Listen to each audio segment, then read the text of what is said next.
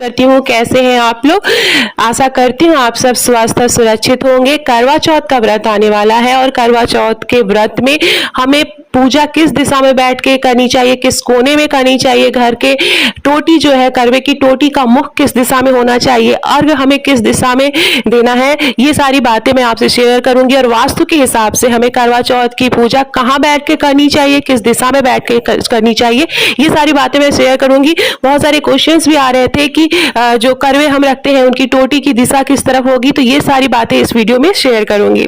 तो सबसे पहले मैं आपको बता दूं कि करवा चौथ का व्रत 13 अक्टूबर 2022 को रखा जाएगा और जो हम लोग या महिलाएं हैं वो पूरे दिन निर्जला व्रत रखती हैं और बहुत ही कठिन तपस्या करती हैं।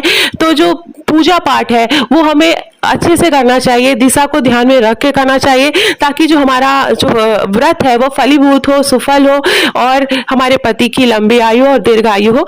तो आइए चलिए जानते हैं कि व्रत में हमें कौन कौन सी दिशा पे क्या क्या कार्य करना चाहिए। तो सबसे पहले बता दूं, सुबह सरगई का समय होता है, तो व्रत रखने से पहले सरगई खाने की रस्म की जाती है। सरगई खाते समय हमेशा दक्षिण पूर्व दिशा में बैठकर सरगी ग्रहण करना चाहिए। इससे पूरा ऐसा माना जाता है कि हमारा जो पूरा दिन है वो अच्छा गुजरता है। वास्तुशास्त्र के अनुसार करवा चौथ की पूजा हमेशा घर में बने मंदिर या फिर घर के हॉल में करनी चाहिए। इससे पूजा का जो पूरा फल मिलता है, महिलाओं को इस पूजा का पूरा फल प्राप्त होता है। करवा चौथ की पूजा करते समय यह ध्यान रखना चाहिए कि जब आप खड़े हो तो आपका मुंह उत्तर या पूर्व दिशा की ओर हो। मतलब जब आप पूजा करें तो आपका जो मुख है वो पूर्व दिशा में होना चाहिए या उत्तर दिशा में होना चाहिए। इस बात का आपको ध्यान रखना है। वास्तु के अनुसार इन दोनों दिशाओं में पूजा करना शुभ माना जाता है। अब मैं आपको बता दूं, अगर आप पूर्व दिशा में आपका मुख है और आपने सामने चौकी लगाई है और आपका जो मुख है वो पूर्व दिशा में है, जो टोटी होगी, टोटी उत्तर दिशा में होनी चाहिए। जो दोनों आपने करवे रखे हैं उन दोनों करवों की टोटी उत्तर दिशा में होनी चाहिए। याद रखिए, किसी भी कारण से करवों की जो टोटी की दिशा है वो दक्षिण दिशा ना रखें, इस बात का आपको ध्यान रखना है। और सबके पास मोबाइल होता है, आप दिशा आपको पता नहीं आपके घर में आपकी कौन सी दिशा किस तरफ है, तो आप अपने मोबाइल से दिशा का ज्ञान कर सकते हैं। उसमें आसानी से पता चल जाएगा कि नॉर्थ साउथ ईस्ट वेस्ट किधर है, तो उसके हिसाब से आप दिशा का ज्ञान कर लें। और याद रखिए, करवों की टोटी जो है वो दक्षिण दिशा में नहीं होनी चाहिए। आप जब पूजा कर रहे हैं तो आपका मुख दक्षिण दिशा में कभी भी नहीं होना चाहिए, नहीं तो आपका व्रत फलीभूत नहीं होगा। उसके बाद में आपको बता दूं, करवा चौथ की पूजा होने के बाद बचा हुआ जो शेष समय है वो आप अपने घर के कार्य के बच्चों के साथ बिताएं। और एक चीज और बता दूं आपको, जब करवा चौथ की पूजा के दौरान आप चंद्रमा को जल चढ़ाएं तो इस बात का ध्यान रखना चाहिए कि जल चढ़ाते समय आपकी दिशा उत्तर पश्चिम हो। उत्तर पश्चिम दिशा में आपको चंद्र भगवान को अर्घ देना है।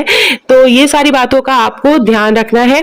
करवा चौथ के दिन दोपहर में आपको अपने परिवार, जो भी आपका परिवार, घर परिवार के लोगों के साथ आपको समय बिताना है, तो आप दक्षिण पूर्व दिशा में आपको समय बिताना चाहिए। ऐसा करने से पूरा दिन शुभ होता है और आपका जो फल है, व्रत है, वो फलीभूत होता है। तो व्रत, और एक चीज और बता दूं, सारी चीजें हो गई, पूजा कर लिया, जो है चंद्र भगवान को अर्घ दे लिया, अब पारण करना है। तो पारण हमें किस दिशा में करना है?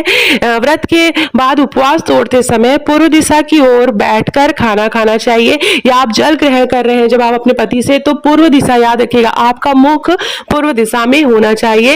इस दिशा को सकारात्मक ऊर्जा का प्रतीक माना जाता है। तो पूर्व दिशा सबसे बेस्ट दिशा है। जो भी कार्य करें वो आप पूर्व दिशा में होके करें और दक्षिण दिशा में कभी भी कोई कार्य ना करें। एक क्वेश्चन आया था कि टोटी का मुख किस दिशा में रखना है, तो याद रखिएगा, कभी भी दक्षिण दिशा में आपको टोटी का मुख करवों का नहीं रखना है। कोशिश करें उत्तर दिशा में, पूर्व दिशा में आप रखें। तो बहुत बहुत धन्यवाद। आशा करती हूँ आपको इस वीडियो से काफी जानकारी मिली होगी। अगर आप मेरे चैनल पर पहली बार आए हैं तो मेरे चैनल को प्लीज सब्सक्राइब कर लीजिएगा।